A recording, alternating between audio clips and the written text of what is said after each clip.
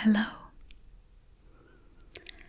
and welcome back to the conclusion of Sherlock Holmes, the Boscombe Valley Mystery. There was no rain, as Holmes had foretold, and the morning broke bright and cloudless. "This is serious news this morning," Lestrade observed. "It is said that Mr. Turner of the Hall is so ill that his life is despaired of.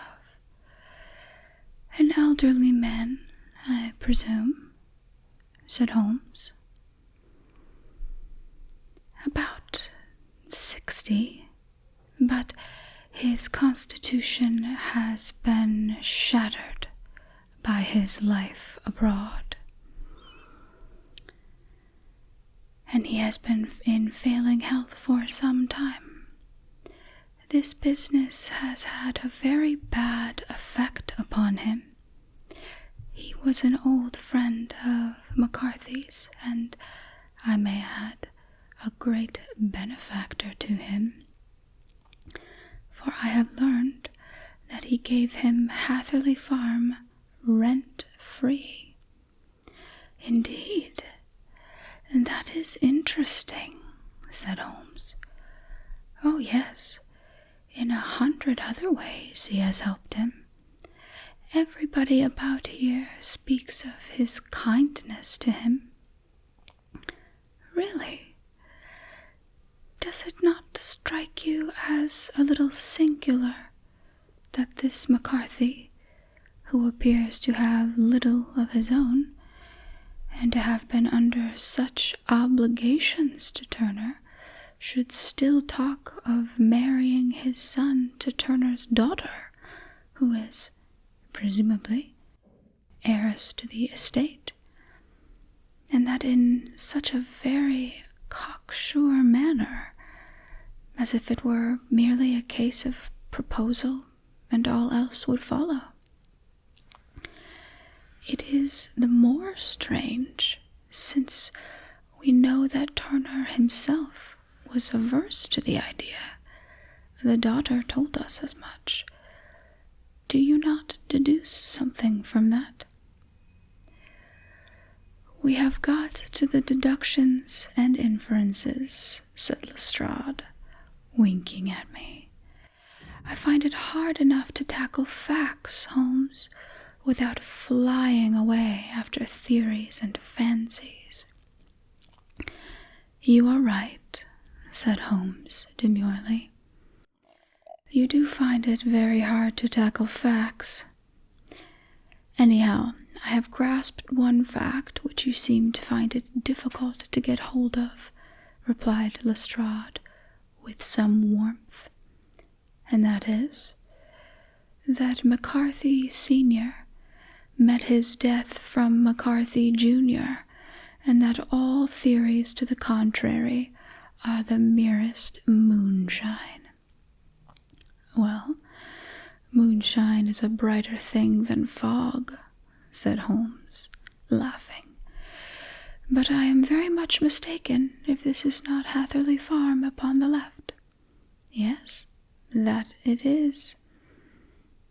It was a widespread, comfortable-looking building, 2-storied, slate-roofed, with great yellow blotches of lichen upon the grey walls. The drawn blinds and the smokeless chimneys, however, gave it a stricken look, as though the weight of this horror still lay heavy upon it. We called at the door, when the maid, at Holmes' request, showed us the boots which her master wore at the time of his death, and also a pair of the son's, though not the pair which he had then had. Having measured these very carefully, from 7 or 8 different points, Holmes desired to be led to the courtyard, from which we all followed the winding track which led to Boscombe Pool. Sherlock Holmes was transformed when he was hot upon such a scent as this. Men who had only known the quiet thinker and logician of Baker Street would have failed to recognize him. His face flushed and darkened. His brows were drawn into 2 hard black lines, while his eyes shone out from beneath them with a steely glitter. His face was bent downward, his shoulders bowed, his lips compressed, and the veins stood out like a whipcord in his long, sinewy neck. His nostrils seemed to dilate with a purely animal lust for the chase, and his mind was so absolutely concentrated upon the matter before him that a question or remark fell unheeded upon his ears, or, at the most, only provoked a quick, impatient snarl in reply. Swiftly and silently he made his way along the track which ran through the meadows, and so by way of the woods to the Boscombe Pool. It was damp, marshy ground, as is all that district. There were marks of many feet, both upon the path and amid the short grass which bounded it on either side. Sometimes Holmes would hurry on, sometimes stop dead, and once he made quite a little detour into the meadow. Lestrade and I walked behind him, the detective indifferent and contemptuous, while I watched my friend with the interest which sprang from the conviction that every one of his actions was directed towards a definite end. The Boscombe Pool, which is little reed-girt sheet of water some 50 yards across, is situated at the boundary between Hatherley Farm and the private part of the wealthy Mr. Turner. Above the woods, which lined it upon the farther side, we could see the red, jutting pinnacles which marked the site of the rich landowner's dwelling. On the Hatherley side of the pool, the woods grew very thick, and there was a narrow belt of sodden grass 20 paces across between the edge of the trees and the reeds which lined the lake. Lestrade showed us the exact spot at which the body had been found, and, indeed, so moist was the ground that I could plainly see the traces which had been left by the fall of the stricken man. To Holmes, as I could see by his eager face and peering eyes, very many other things were to be read upon the trampled grass. He ran round like a dog who is picking up a scent.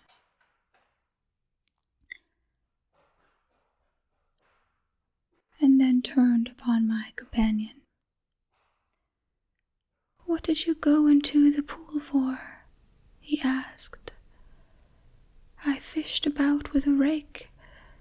I thought there might be some weapons or other trace, but how on earth— Oh, tut, I have no time.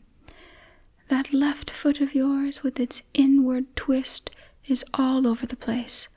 A mole could trace it, and there it vanishes among the reeds. Oh, how simple it would have all been had I been here before they came, like a herd of buffalo, and wallowed all over it. Here's where the party with the lodge-keeper came, and they have covered all tracks for 6 or 8 feet round the body. But here are 3 separate tracks of the same feet.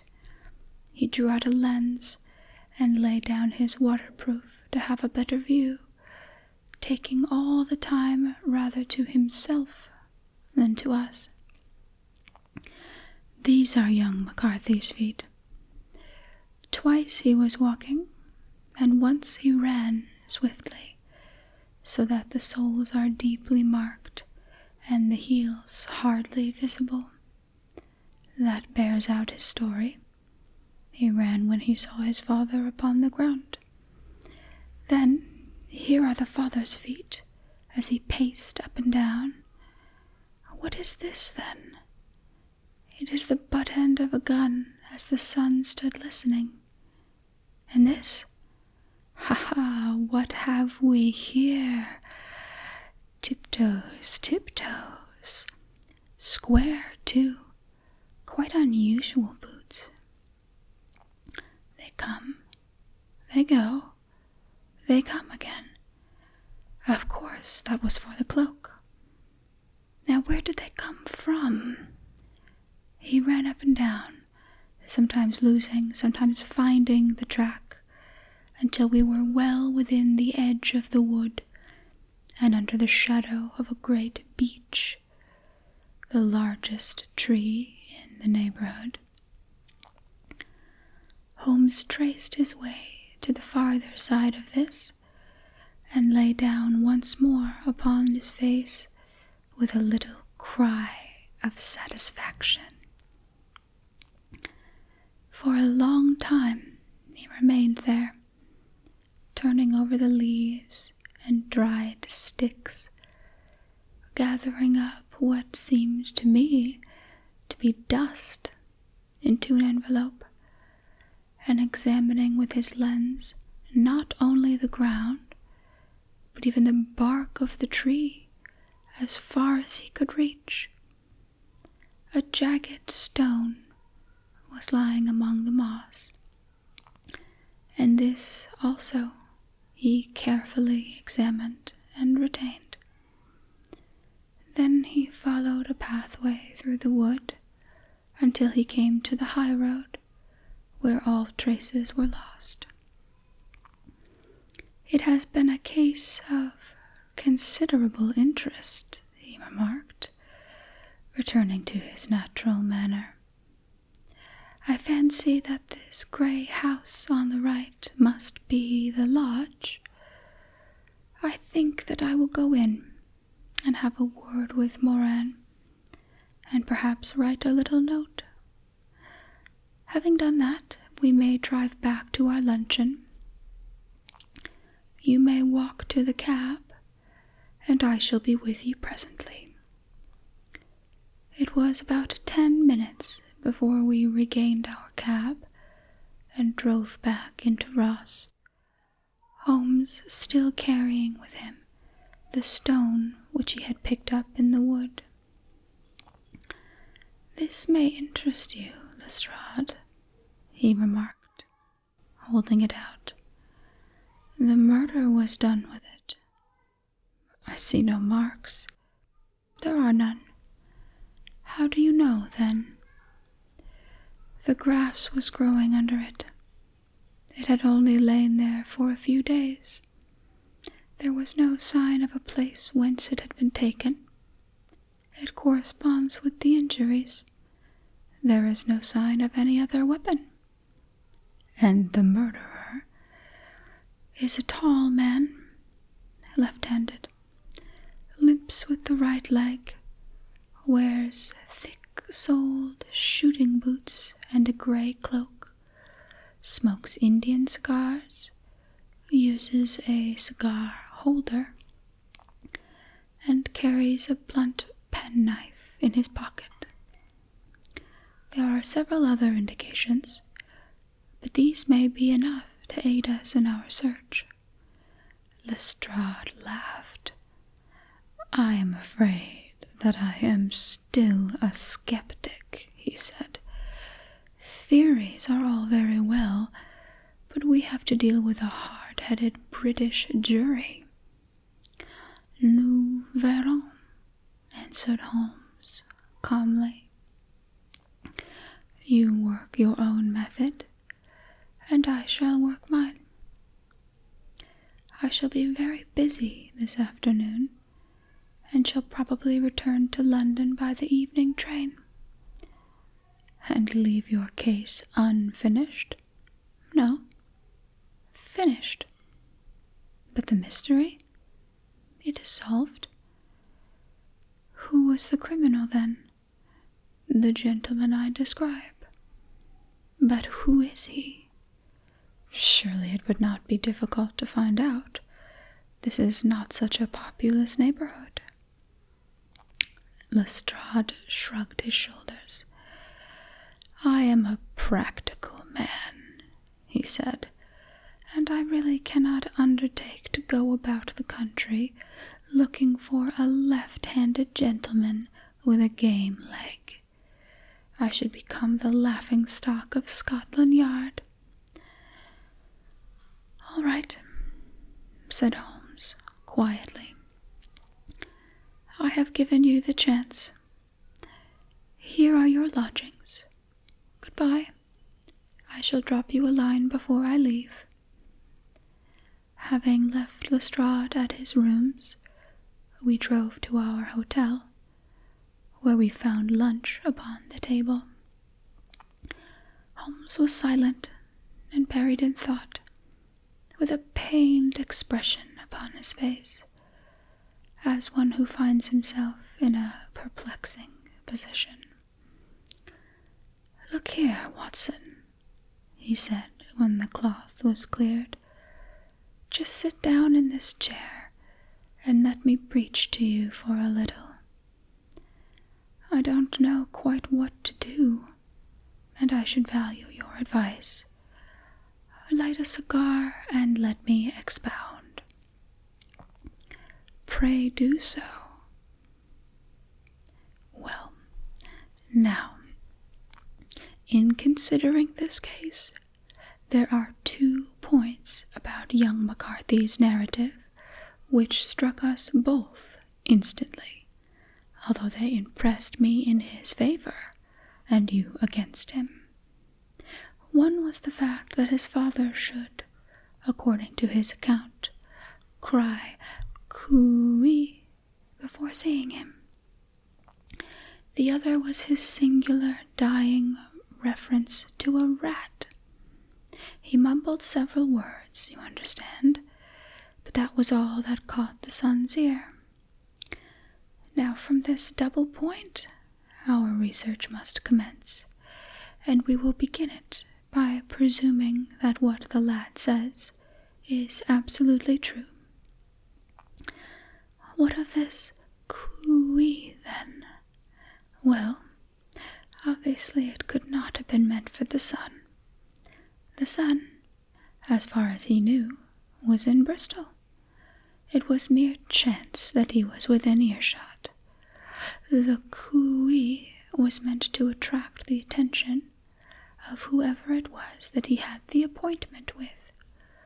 But cooey is a distinctly Australian cry, and one which is used between Australians. There is a strong presumption that the person whom Mr. McCarthy expected to meet at Boscombe Pool was someone who had been in Australia. What of the rat, then? Sherlock Holmes took a folded paper from his pocket and flattened it out on the table. "This is a map of the colony of Victoria," he said.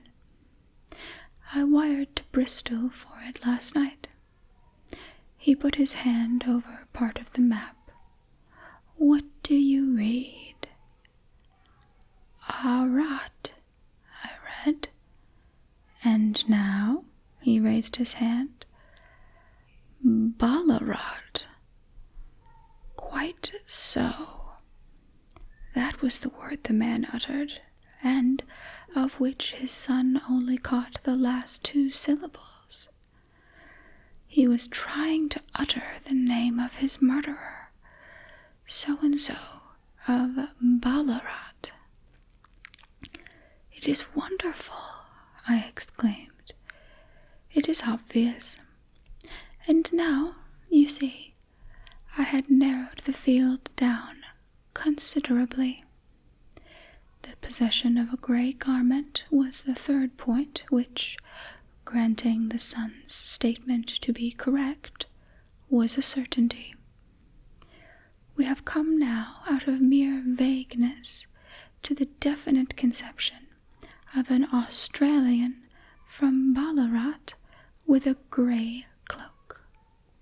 Certainly, and one who was at home in the district, for the pool can only be approached by the farm or by the estate, where strangers could hardly wander." "Quite so. Then comes our expedition of today. By an examination of the ground, I gained the trifling details which I gave to that imbecile Lestrade as to the personality of the criminal." "And how did you gain them?" "You know my method. It is founded upon the observation of trifles. His height, I know that you must roughly judge from the length of his stride. His boots, too, must be told from their traces. Yes, they were peculiar boots. But his lameness, the impression of his right foot was always less distant than his left. He put less weight upon it. Why? Because he limped. He was lame. But his left-handedness.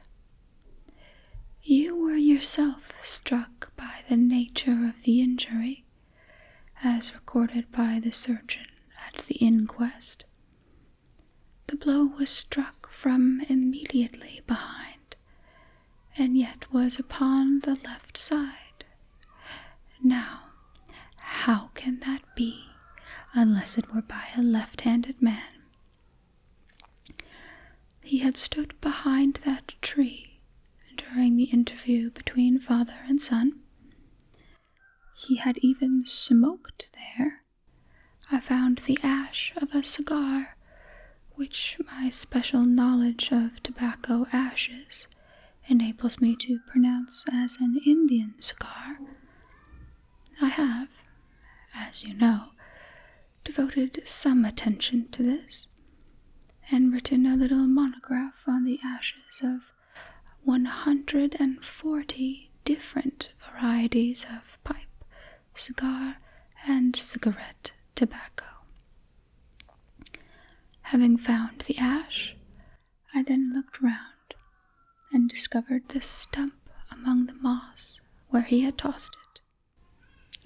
It was an Indian cigar of the variety which are rolled in Rotterdam, and the cigar holder, I could see that the end had not been in his mouth, therefore he used a holder.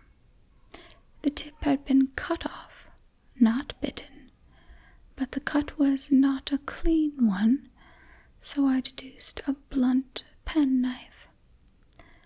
"Holmes," I said, "you have drawn a net round this man from which he cannot escape, and you have saved an innocent human life as truly as if you had cut the cord which was hanging him.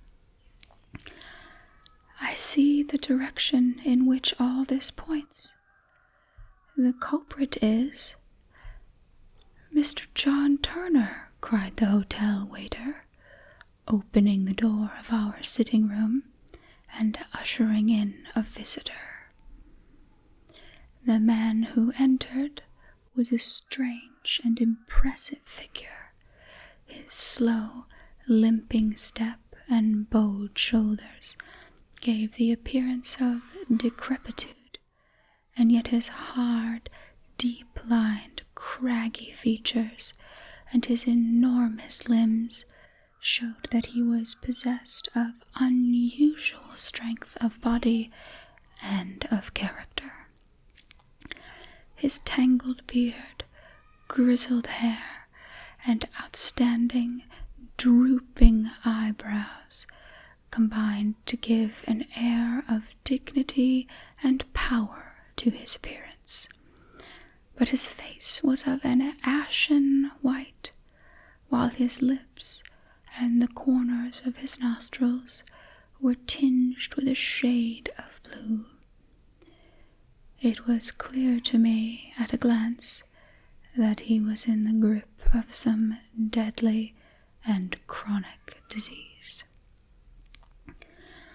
"Pray sit down on the sofa," said Holmes gently. "You had my note?" "Yes. The lodge-keeper brought it up. You said that you wished to see me here to avoid scandal. I thought people would talk if I went to the hall." "And why did you wish to see me?" He looked across at my companion with despair in his weary eyes, as though his question was already answered. "Yes," said Holmes, answering the look rather than the words. "It is so. I know all about McCarthy." The old man sank his face in his hands. "God help me," he cried, "but I would not have let the young man come to harm. I give you my word that I would have spoken out if it went against him at the assizes." "I am glad to hear you say so," said Holmes gravely. "I would have spoken now had it not been for my dear girl. It would break her heart. It will break her heart when she hears that I am arrested." "It may not come to that," said Holmes. "What?" "I am no official agent. I understand that it was your daughter who required my presence here, and I am acting in her interests. Young McCarthy must be got off, however." "I am a dying man," said old Turner. "I have had diabetes for years. My doctor says it is a question whether I shall live a month. Yet I would rather die under my own roof than in jail." Holmes rose and sat down at the table with his pen in his hand and a bundle of paper before him. "Just tell us the truth," he said. "I shall jot down the facts. You will sign it, and Watson here can witness. Then I could produce your confession at the last extremity to save young McCarthy. I promise you that I shall not use it unless it is absolutely needed." "It's all well," said the old man. "It's a question whether I shall live to see the assizes, so it matters little to me, but I should wish to spare Alice the shock. And now I will make the thing clear to you. It has been a long time in the acting, but will not take me long to tell. You didn't know this dead man, McCarthy. He was a devil incarnate, I tell you that. God keep you out of the clutches of such a man as he. His grip has been upon me these 20 years, and he has blasted my life. I'll tell you first how I came to be in his power. It was in the early 60s at the diggings. I was a young chap then, hot-blooded and reckless, ready to turn my hand at anything. I got among bad companions, took to drink, had no luck with my claim, took to the bush, and in a word, became what you would call over here a highway robber. There were 6 of us, and we had a wild, free life of it, sticking up a station from time to time, or stopping the wagons on the road to the diggings. Black Jack of Ballarat was the name. I went under, and our party is still remembered in the colony as the Ballarat Gang. One day a gold convoy came down from Ballarat to Melbourne, and we lay in wait for it and attacked it. There were 6 troopers and 6 of us, so it was a close thing, but we emptied 4 of their saddles at the first volley. 3 of our boys were killed, however, before we got the swag. I put my pistol to the head of the wagon driver, who was this very man, McCarthy. I wished to the Lord that I had shot him then, but I spared him, though I saw his wicked little eyes fixed on my face, as though to remember every feature. We got away with the gold, became wealthy men, and made our way over to England without being suspected. There I parted from my old pals and determined to settle down to a quiet and respectable life. I bought this estate, which chanced to be in the market, and I set myself to do a little good with my money to make up for the way in which I had earned it. I married, too. Though my wife died young, she left me my dear little Alice. Even when she was just a baby, her wee hand seemed to lead me down the right path, as nothing else had ever done. In a word, I turned over a new leaf, and did my best to make up for the past. All was going well when McCarthy laid his grip upon me. I had gone down to the town about an investment, and I met him in Regent Street, with hardly a coat to his back or a boot to his foot. "Here we are, Jack," he says, touching me on the arm. "We'll be as good as a family to you. There's 2 of us, me and my son, and you can have the keeping of us. If you don't, it's a fine, law-abiding country, this England, and there's always a policeman within hail." Well, down they came to the West Country.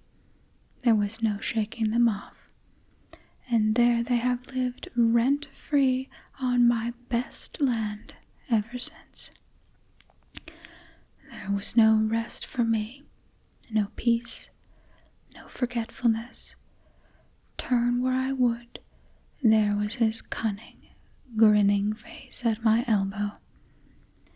It grew worse as Alice grew up, for he soon saw I was more afraid of her knowing my past than of the police.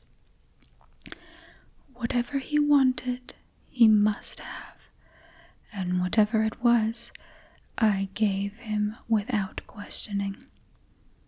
land, money, houses, until the last thing he asked, which I could not give. He asked for Alice.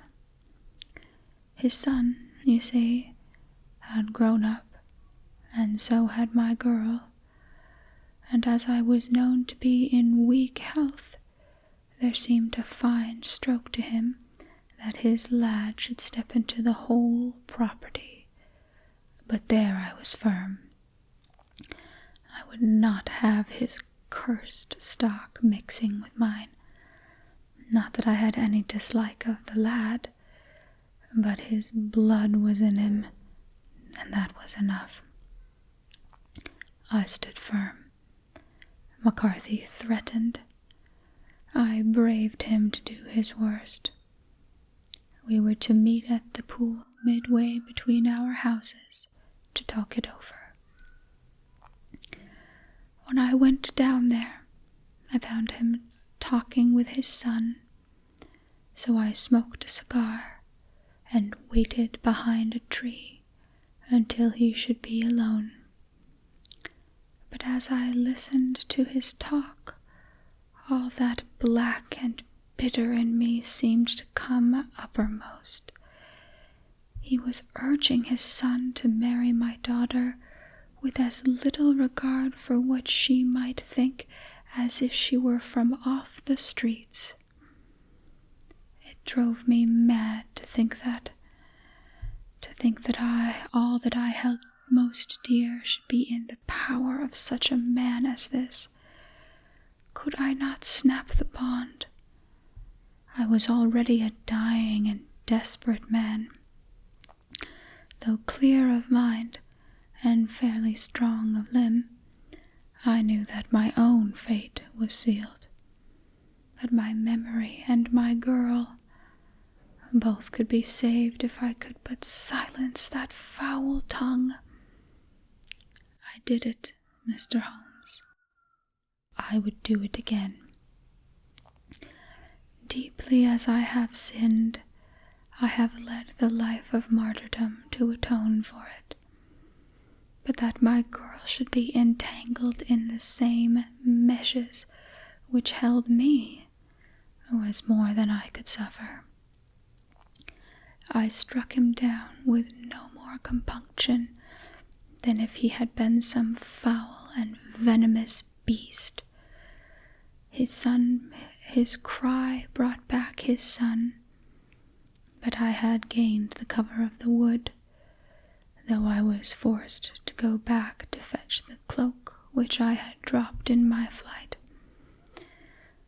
That is the true story, gentlemen, of all that occurred.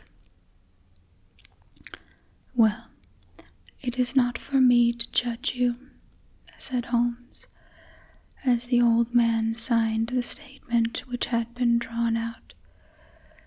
I pray that we may never be exposed to such a temptation. I pray not, sir. And what do you intend to do? In view of your health, nothing. You are yourself aware that you will soon have to answer for your deed at a higher court than the Assizes. I will keep your confession, and if McCarthy is condemned, I shall be forced to use it. If not, it shall never be seen by mortal eye, and your secret, whether you be alive or dead, shall be safe with us. Farewell, then, said the old man solemnly. Your own deathbeds, when they came, will be the easier for the thought of the peace which you have given to mine. Tottering and shaking in all his giant frame, he stumbled slowly from the room. God help us, said Holmes, after a long silence. Why does fate play such tricks with poor, helpless worms? I never hear of such a case as this that I do not think of Baxter's words and say, there, but for the grace of God, goes Sherlock Holmes. James McCarthy was acquitted at the Assizes on the strength of a number of objections which had been drawn out by Holmes and submitted to the defending counsel. Old Turner lived for 7 months after our interview, but he is now dead, and there is every prospect that the son and daughter may come to live happily together in ignorance of the black cloud which rests upon their past. The end. Thank you so much for joining me.